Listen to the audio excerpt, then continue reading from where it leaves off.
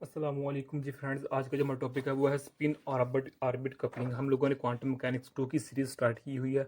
इस सीरीज़ में हम इन टॉपिक्स पर पिछली वीडियोस में बात करते आ रहे हैं, तो ये देखते जाए। तो आज की जो मेरे पास वीडियो है वो वीडियो नंबर हमारे पास 12 है, स्पिन ऑर्बिट कपलिंग है। इसको हम दो हिस्सों में डिवाइड करेंगे। आप फर्स्ट जो पार्ट होगा वो इसमें, तो नेक्स्ट पार्ट हम नेक्स्ट वीडियो में देखेंगे। तो उससे फिर नेक्स्ट वीडियो में रिलेटिविस्ट करेक्शन पर बात करेंगे और लास्ट पे हम fine structure of hydrogen atom पर बात करेंगे। लेकिन एक्चुअली हम बात करना चाह रहे हैं fine structure of hydrogen atom पर, तो इसके लिए हमें इन दोनों चीज़ों की ज़रूरत पड़ेगी। इसलिए हम पहले इन दोनों चीज़ों को स्टडी करेंगे। तो इससे भी नेक्स्ट टॉपिक्स हैं जो भी फिलहाल लिखे नहीं लिखे, उनको भी हम उन पर भी हम बात करने की कोशिश करेंगे। तो आइए आज के टॉपिक को स्टार्ट करते हैं। बिस्मिल्लाहिर्रहमानिर्रहीम, सल्लल्लाहु तआला अला मुहम्मद सल्लल्लाहु अलैहि व आलिहि वसल्लम। स्पिन ऑर्बिट कपलिंग, सबसे पहले हमें इसकी डेफिनेशन का पता होना चाहिए। लेकिन डेफिनेशन को समझने पहले हमें एक छोटी सी दो तीन बातें ये पता होनी चाहिए कि जब किसी इलेक्ट्रॉन का स्पेक्ट्रम हम एनालाइज किया जाता है, तो उसमें अगर लाइन स्पेक्ट्रम है तो वो ऑब्टेन्ड लाइन, यानी कि जब भी हम किसी एलिमेंट, सॉरी इलेक्ट्रॉन कह दिया एलिमेंट का, जब भी हम किसी एलिमेंट का स्पेक्ट्रम देखते हैं, तो अगर उसका स्पेक्ट्रम लाइन स्पेक्ट्रम हो तो हम एक एक ये लाइन गेन करते हैं, यानी कि हासिल करते हैं। ओके, तो ये तो हमें जनरल सी बात है कि हम अगर स्पेक्ट्रम लीनियर है तो हम एक लाइन गेन करते हैं। लेकिन अगर हम एक्यूरेसी चाहते हैं, अगर हम फर्दर बात करें, तो हर एक लाइन के अंदर जो एक लाइन हासिल होगी, इसके अंदर बहुत ज़्यादा लाइंस होती हैं। यानी कि ये एक लाइन है तो इसके अंदर बहुत, यानी कि इसकी मोटाई ऐसी इतनी ही रहेगी। लेकिन इसके अंदर अगर हम स्पेक्ट्रो जो भी इसका थर्मामीटर्स यूज करते हैं डिवाइसेस, उनके थ्रू देखें, तो ये बहुत ज़्यादा लाइंस होती हैं। एक लाइन के अंदर ज़्यादा लाइंस हैं, मतलब उस एक लाइन के अंदर कंप्लीट एक स्ट्रक्चर बना हुआ है। ओके, तो फॉर एग्जांपल जो हमारे पास फोटोन होता है, देखने में हमारे पास एक पार्टिकल होता है, लेकिन इसके अंदर एक कंप्लीट स्ट्रक्चर होता है। इसके अंदर एक 3 क्वार्क्स होते हैं, किसके, फोटोन के। इसी तरह जो प्रोटॉन को देखें तो पूरा एक स्ट्रक्चर नजर आता है। अदरवाइज एक सिंपल पार्टिकल है जो हमारे पास है ना, ये क्या नाम लेते हैं, प्रोटॉन। ये एक सिंपल पार्टिकल नजर आता है, लेकिन अगर इसको हम मजीद एक्यूरेसी से देखें, डिटेल में देखें, तो इसके अंदर एक कंप्लीट स्ट्रक्चर है।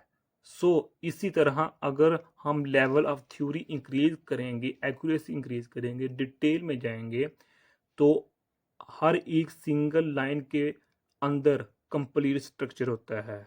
तो इस कंप्लीट प्रोसेस को हम कहते हैं फाइन स्ट्रक्चर। इसको हम कहते हैं फाइन स्ट्रक्चर। तो अभी मैंने बताया ना कि हाइड्रोजन के फाइन स्ट्रक्चर को स्टडी करने से पहले हमें इन दोनों चीज़ों का पता होना चाहिए। ओके, इस फाइन स्ट्रक्चर की दो रीजंस होती हैं। पहली रीजन क्या है, स्पिन ऑर्बिट कपलिंग है, और दूसरी रीजन क्या है, रिलेटिविस्टिक करेक्शन है। ये दोनों करेक्शन हम इस 9th चैप्टर में स्टडी करेंगे इंशाल्लाह। चूँकि हमने 9th चैप्टर स्टार्ट किया हुआ है, हम बिजैटरी के बुक को फॉलो कर रहे हैं, और चैप्टर का नेम क्या है, approximation methods for stationery states. Okay, तो आइए हम सबसे पहले बात करते हैं कि हमारे पास जो स्पिन ऑर्बिट कपलिंग है ये क्या होती है। सबसे पहले देखें, ये प्रोटॉन है, इसको हमने अंदर लिया हुआ है, और ये मेरे पास क्या है, शेल है, और ये मेरे पास यहाँ एक इलेक्ट्रॉन है जो कि रिवॉल्व कर रहा है इसके अंदर। ओके, ये तो हमें सिंपल सी बात है कि हमें इस सिंपल सा लग गया है कि हम जानते हैं एक एटम होता है, एटम के अंदर एक न्यूक्लियस होता है जिसको हम प्रोटॉन कहते हैं, न्यूक्लियस है। तो अब न्यूक्लियस के इर्द गिर्द शेल्स होते हैं, और शेल्स में इलेक्ट्रॉन रिवॉल्व कर रहे होते हैं, मूव कर रहे होते हैं। ये तो सिंपल सी बात है। लेकिन अगर इसको मैं इस तरह लिखूं कि जो मेरे पास इलेक्ट्रॉन है, अगर वो इसमें हो, वो जो प्रोटॉन है उसको मगर मैं रिवॉल्व कराऊँ प्रोटॉन को, तो कैसा लगेगा, ये थोड़ा अजीब लगेगा ना। यानी कि हमने क्या सिर्फ कर दिया, हमने फ्रेम ऑफ रेफरेंस को चेंज कर दिया है। पहले फ्रेम ऑफ रेफरेंस क्या होता था, ये रेस्ट में होता था और इलेक्ट्रॉन मूव करता था। अब हमने इलेक्ट्रॉन को क्या कर दिया है, रेस्ट पर कर दिया है, और अब प्रोटॉन अब रिवॉल्व कर रहा है, मूव कर रहा है। क्योंकि अगर अगर मैं आप लोगों को क्वेश्चन करूं कि जमीन सूरज के गिर्द घूमती है या सूरज की ज़मीन के गिर्द घूमता है, तो हम कहेंगे कि जो हमारी ज़मीन है वो 365 दिनों में सूरज के गिर्द घूमती है। लेकिन हम अगर मैं कहूँ तो हमें तो नज़र तो आता नहीं है, हमें फील तो होता नहीं है जी। तो अगर मैं इसका फिर एक आप लोगों को बात बताऊं कि हम रोज़ाना देखते हैं सूरज मशरिक़ से तुलू होता है, मगरिब में ग़ुरूब हो जाता है, तो इसका मतलब हुआ कि सूरज ज़मीन के गिर्द घूमता है। ऐसी बात नहीं है, ज़मीन ही सूरज के गिर्द घूमती है। हमें क्यों नहीं महसूस होता? क्योंकि हम ज़मीन के रेफरेंस पर हैं, ज़मीन के फ्रेम ऑफ रेफरेंस पर हैं, इसलिए हमें महसूस नहीं होता कि ज़मीन फील कर रहा है, यानी कि रिवॉल्व कर रही है, मूव कर रही है सूरज के गिर्द। अभी देखें ना, जो बचपन में जो बच्चियां या बच्चे खेलते थे कीकलियां, कि वो किस तरह होता है कि दोनों हाथों के एक दूसरे दो लड़कियां होती थी या लड़के इधर हाथों से पकड़ते थे और घूमते थे, ओके, सर्कल में। ओके, अब यहाँ दोनों जो लड़कियां हैं वो एक दूसरे के फ्रेम ऑफ रेफरेंस से मूव कर रहे हैं। अब यहाँ दोनों फ्रेम ऑफ रेफरेंस में हैं। ओके, तो अब हम यहाँ वो नहीं कह सकते कौन रेस्ट में है कौन मूविंग है, अब उसमें दोनों हैं। तो अब यही सेम केस है कि जब हम ज़मीन में होते हैं तो इसलिए हमें ज़मीन है तो फ्रेम ऑफ रेफरेंस में हम ज़ाते खुद प्रेजेंट हैं, मौजूद हैं, इसलिए हमें महसूस नहीं होता कि ज़मीन सूरज की गति घूम रही है, लेकिन एक्चुअली ऐसा ही होता है। अब यहाँ देखें कि हम जानते हैं कि जो इलेक्ट्रॉन होता है क्वांटम मैकेनिक्स में, जो इलेक्ट्रॉन होता है इसकी अपनी स्पिनिंग मोशन होती है, यानी कि इसकी अपनी ही स्पिनिंग मोशन होती है, ये वाली, ये है इसकी अपनी स्प्रिंग, ये इलेक्ट्रॉन की अपनी स्प्रिंग मोशन होती है क्वांटम मैकेनिक्स में। क्वांटम मैकेनिक्स में अगर हम इलेक्ट्रॉन की स्प्रिंग मोशन को इग्नोर कर देंगे, हम अगर कहते हैं कि ये स्प्रिंग मोशन है ही नहीं, तो इसका मतलब है हम क्वांटम मैकेनिक्स को इग्नोर कर रहे हैं, उसके लॉज को इग्नोर कर रहे हैं। तो लिहाजा जिस तरह हम सांस लेते हैं, सांस लेना हमारे लिए बहुत ही ज़रूरी और लाजमी है ज़िंदा होने रहने के लिए। इसलिए क्वांटम मैकेनिक्स में जो इलेक्ट्रॉन होता है इसके लिए ज़िंदा रहने के लिए इसे स्पिन करता रहता है, हर वक्त स्पिन करता रहता है। ओके हो गया। तो ये मेरे पास इसकी स्पिनिंग मोशन है इलेक्ट्रॉन की। अब यहाँ देखें कि जब भी हम जानते हैं जो चार्जेज होता है, करंट प्रोड्यूस होता है, वो चार्जेस की वजह से प्रोड्यूस होता है ना। तो अब जब मेरे पास ये प्रोटॉन है, ये भी एक चार्ज है ना, पॉजिटिव चार्ज है, तो जब ये रिवॉल्व कर रहा है तो इसका मतलब क्या है, यहाँ भी करंट प्रोड्यूस हो रही है। एज वी नो, जब चार्जेस मूव करते हैं they produce a current. Okay, तो जब वो करंट प्रोड्यूस करते हैं तो इसका मतलब है क्या, वहाँ मैग्नेटिक फील्ड्स भी प्रोड्यूस होते हैं। यहाँ इलेक्ट्रॉन ओनली स्पिनिंग मोशन में है, कर रहा है, नॉट ऑर्बिटिंग मोशन। यानी कि अगर इस केस को देखें तो इस केस में जो इलेक्ट्रॉन है वो स्पिनिंग मोशन भी कर रहा है और इसके साथ साथ ऑर्बिटिंग मोशन भी कर रहा है, यानी कि अपने भी स्पिनिंग मोशन है, इसके साथ इसकी अब रोटेटिंग मोशन भी है। लेकिन यहाँ इलेक्ट्रॉन सिर्फ स्पिनिंग मोशन कर रहा है, ऑर्बिटिंग मोशन इसकी नहीं है, जबकि इसमें स्पिनिंग मोशन भी है और ऑर्बिटिंग मोशन भी है, लेकिन यहाँ हमारे पास सिर्फ स्पिनिंग मोशन है। मीन्स इलेक्ट्रॉन अपने स्पिनिंग मोशन की वजह से मैग्नेटिक फील्ड प्रोड्यूस कर रहा है। यानी कि ये जो प्रोटॉन है जो रिवॉल्व कर रहा है, ये करंट भी प्रोड्यूस कर रहा है और मैग्नेटिक फील्ड भी प्रोड्यूस कर रहा है। लेकिन स्पिनिंग जो इलेक्ट्रॉन होता है अपनी स्पिनिंग मोशन की वजह से ये भी क्या कर रहा है, मैग्नेटिक फील्ड प्रोड्यूस कर रहा है। इसलिए जो हमारे पास ये स्पिन होगा, जो हमारे पास इलेक्ट्रॉन होगा, ये स्मॉल मैग्नेट बिहेव करने लग जाएगा, इसके तौर पर स्मॉल मैग्नेट के तौर पर बिहेव करने लग जाएगा। ओके, अब जो कि जो प्रोटॉन है वो ये मूव कर रहा है, मीन्स करंट प्रोड्यूस कर रहा है, which means magnetic field produce कर रहा है। सो बोथ आर मैग्नेट्स, यानी कि ये छोटा मैग्नेट्स है, ये भी मैग्नेटिक फील्ड प्रोड्यूस कर रहा है, ये भी मैग्नेटिक फील्ड प्रोड्यूस कर रहा है, लेकिन इसमें इजाफी क्या, ये करंट भी प्रोड्यूस कर रहा है, इसलिए ये स्मॉल मैग्नेट हो गया, ये मेरे पास क्या हो गया, लार्ज मैग्नेट हो गया हमारे पास।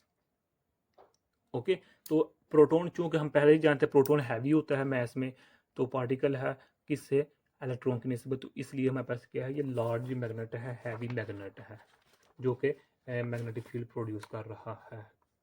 तो अब यहाँ क्या देखें कि जो स्पिनिंग इलेक्ट्रॉन है, यानी कि हमने इलेक्ट्रॉन को प्रोटॉन की रिवॉल्विंग पाथ के अंदर रखा हुआ है। ओके, अगर हम इधर सपोज करते हैं कि जो छोटा मैग्नेट है, यानी कि जो इलेक्ट्रॉन है, इसको अगर हम म्यू से डिनोट करें, और जो हमारे पास है बड़ा मैग्नेट, उसको अगर हम बी से डिनोट करें, तो तब जो हमारे पास एनर्जी होगी वो हमारे पास ये एनर्जी होगी। ओके, ये एनर्जी क्या होती है, पोटेंशियल एनर्जी ड्यू होती है ड्यू टू मैग्नेटिक फील्ड। तो अब यहाँ देखें कि प्रोटॉन रिवॉल्व कर रहा है और ये अपनी जगह स्टेशनरी है, लेकिन ये भी स्पिनिंग मोशन कर रहा है। अब क्या हो गया कि इसका भी मैग्नेटिक फील्ड है, इसका भी मैग्नेटिक फील्ड। अब ये दोनों मैग्नेटिक फील्ड एक दूसरे से इंटरेक्ट करेंगे, टच होंगे। ओके, तो इसी को कहते हैं हम स्पिन ऑर्बिट कपलिंग कहते हैं, यानी कि the interaction of spinning electron with the orbiting proton is called spinning orbit coupling, या फिर इसको हम कहते हैं, इसको डिनोट करते हैं HSO से। इसे स्पिन ऑर्बिट कपलिंग कह लें या HSO कह लें, एक ही बात हमारे पास। ओके, तो अब हम देखते हैं कि जो क्लासिकल जो इलेक्ट्रोडायनामिक्स होती है उसमें जो हमारे पास मैग्नेटिक फील्ड होती है, जो इलेक्ट्रॉन यानी कि in classical electrodynamics the magnetic field which is experienced bye an electron, कि क्लासिकल मैकेनिक्स क्लासिकल इलेक्ट्रोडायनामिक्स में जो इलेक्ट्रॉन मैग्नेटिक फील्ड को फील करता है वो हमारे पास क्या होता है, V×E, ये होती है हमारे पास। ओके, यानी कि हमारे पास कंप्लीट फार्मूला इस तरह होता है। ये हमारे पास क्या होता है, इलेक्ट्रॉन होता है। ओके, अब अगर इसके ऊपर और नीचे मैं मल्टीप्लाई कर दूं किसके साथ, ME के साथ, तो इधर C लिख रहे हैं या E लिख रहे हैं, आप लोगों की अपनी मर्जी है, क्योंकि C इधर डिनोट कर रहा है चार्ज को। तो ऊपर भी मैंने इस यहाँ ऊपर और नीचे हम से मल्टीपल कर दिया, तो अब हमारे पास ये इक्वेशन बन जाएगी -1/mc_p×E, ये बन जाएगी। तो इसको मैं फिर इस तरह लिख सकता हूँ, +1/mc_E×P, यानी कि अब मैंने ऑलरेडी चेंज कर दिया, इसको मैं पहले ले आऊँ, इसको मैं बाद लिख दिया, तो इसको जैसे माइनस था वो माइनस इस माइनस को प्लस कर देगा, तो मेरे पास ये फॉर्म बन जाएगी। ओके, अगर हम जेड की बुक को देखें तो जेड की बुक को इसको इक्वेशन को 9.68 का नाम दिया गया है, 9th चैप्टर है इसलिए इसको 68 का नाम दिया गया है। अब हम जानते हैं जो मेरे पास ये वाला E है, ये E किसके इक्वल होता है, इसके इक्वल होता है। ओके, अब हमारे पास जो डेल है ये है, और जो मेरे पास है ये किसके इक्वल होता है, V/E के इक्वल होता है। ओके, तो इसको हमारे फिर मेरे पास ये फॉर्म बन जाएगी, ये माइनस माइनस से क्या हो जाएगा, प्लस हो जाएगा। अब यहाँ अगर हम डेल की वैल्यू को पुट कर दें तो मेरे पास बन जाएगा 1/E dV/dr, ये इसकी इक्वल है डेल के, सॉरी डेल की वैल्यू क्या है, D/dr है। ओके, तो ये वैल्यू पुट कर देंगे तो हमारे पास ये भी आ जाएगा, यूनिट भी आ जाएगा। अगर हम यूनिट को ओपन कर देंगे तो हमारे पास बन जाएगा 1/E dV/dr और एरो/r, ये मेरे पास क्या सिंपल है। ओके, अब ये मेरे पास E की वैल्यू है, अब इस E की वैल्यू को हम यहाँ पुट कर देते हैं, तो इस यहाँ पुट करेंगे, यहाँ नहीं, यहाँ पुट करेंगे तो हमारे पास क्या बन जाएगी, तो हमारे पास ये फॉर्म बन जाएगी, बी है, ये देखना बी है ना मेरे पास, तो हमारे पास बन जाएगा बी इज इक्वल टू 1 जी नेगेटिव, ये नेगेटिव आएगा, ये नेगेटिव 1/mc_p×, अब ई की वैल्यू, ये ई की वैल्यू इधर हम पुट कर देंगे तो हमारे पास बन जाएगा 1/E, तो D/dr, तो V सॉरी R, और ये मेरे पास बन जाएगी। ओके, अब अगर इसको हम मैनेज करते हैं तो मेरे पास बन जाएगी -1/MEC, ये E इधर आ जाएगा, 1/R dV/dr, और ये मेरे पास बन जाएगा P×R बन जाएगा, ये वाला P और ये वाला R बन जाएगा हमारे पास। ओके, अब इसको जब हम मज़ीद करते हैं मॉडिफाई सिंप्लीफाई तो हमारे पास ये बन जाएगा 1/MEC, ये मैस ऑफ इलेक्ट्रॉन होता है छोटा सा, हम इधर भी E डाल देते हैं तो 1/R बन जाएगा, तो हमारे पास D/dr है, तो P×R ये बन जाएगा हमारे पास L। हम जानते हैं जब एंगुलर मोमेंटम होता है वो किसके इक्वल होता है, angular momentum r cross p की इक्वल होता है ना, तो यहाँ क्या है पी आर है, तो जब ये पी को मैं पहले लिख लूँगा, आर को बाद में लिख लूँगा, तो मेरे पास आर नेगेटिव भी आ जाएगा। अब ये नेगेटिव इस नेगेटिव को क्या कर देगा, पॉजिटिव कर देगा, इसलिए मेरे पास इधर क्या आ जाएगा, पॉजिटिव आ जाएगा। ओके, बुक पर ये इसको नाम दिया गया है 9.70 का इक्वेशन का नाम दिया गया है। अब जो कि हमने स्टार्टिंग में एक फार्मूला लिखा था, ये मेरे पास फार्मूला है, इस फार्मूला इक्वेशन नंबर 1 का नाम देते हैं। तो इसमें हमने जो बी की वैल्यू वो हमने फाइंड कर ली है। अब हमारे पास यू की वैल्यू को मसला है। अब हम जानते हैं कि जो मेरे पास यू है ये मेरे पास एस की इक्वल है, यू एस लिखते हैं, ये मेरे पास इसकी इक्वल होता है, इसकी इक्वल होता है। यानी कि जो मेरे पास यू है कि किसको शो कर रहा था ना, ये हमने इधर कहा था ना, ये स्मॉल मैग्नेट को शो कर रहा होता है मेरे पास जो यू होता है। तो इसी मुनासिबत से इस हमने स्पिनिंग लिखा, यानी ये स्पिनिंग इलेक्ट्रॉन हमने स्पिनिंग इलेक्ट्रॉन की वैल्यू है जो कि हमने इस यहाँ रखी हुई है। इस वैल्यू को हम नेक्स्ट वीडियोस में भी लिखेंगे इंशाल्लाह। तो ये वैल्यू है, तो अब इस वैल्यू को, ये u है और ये b है, इन दोनों वैल्यू को इधर रखेंगे तो मल्टीपल कर देंगे, तो मेरे पास क्या बनता है वो हम देखते हैं। तो मेरे पास हो जाएगा इज इक्वल टू, जब मल्टीपल करेंगे तो हमारे पास जो इसकी फॉर्म होगी ना, वो हमारे पास बन जाएगी 1/m² c² 1/r d/dr s cross l। ये वेक्टर फॉर्म है। इसको 9.71 का नाम दिया गया है एग्जैक्ट की बुक पर। ओके, और यहाँ याद रखिएगा इसको हम ऐसे भी लिखते हैं, तो यही फार्मूला यूज़ किया है ना हमने। तो इस फार्मूले को हम अगर मज़ीद मॉडिफाई करेंगे तो हम इस तरह लिख सकते हैं 1/2m। अच्छा, ये कैसे आई है, हमने सिर्फ मल्टीपल किया है और कोई नया काम नहीं किया, तो वो मल्टीपल हम इजीली कर सकते हैं। तो हमारे पास हो जाएगा d/dr आ जाएगा। तो वो हमारे पास इसको जब s है तो हमारे पास ये है, सॉरी l हमारे पास। ओके, ये मेरे पास 9.72 इक्वेशन है। अब हमने ये 2 क्यों लिखा, ये क्वेश्चन हो सकता है तो करना भी चाहिए। 2 इज थ्योरेटिकल वैल्यू है, ये मेरे पास जो 2 है ये थ्योरेटिकल वैल्यू है, जो कि g की वैल्यू 2 लगाना पड़ती है हमें। ओके, यहाँ हम जो मेरे पास ज़मीन की कह रहे हैं, जो ग्रेविटी है उसकी वैल्यू हमें इधर 2 लिखना पड़ती है, और ये मेरे पास थ्योरेटिकल वैल्यू है। ओके, स्पिन के लिए g की वैल्यू 2 होती है और ऑर्बिटल मोशन के लिए g की वैल्यू 1 होती है, इसलिए हमने 1 करेक्शन के लिए लगाना है।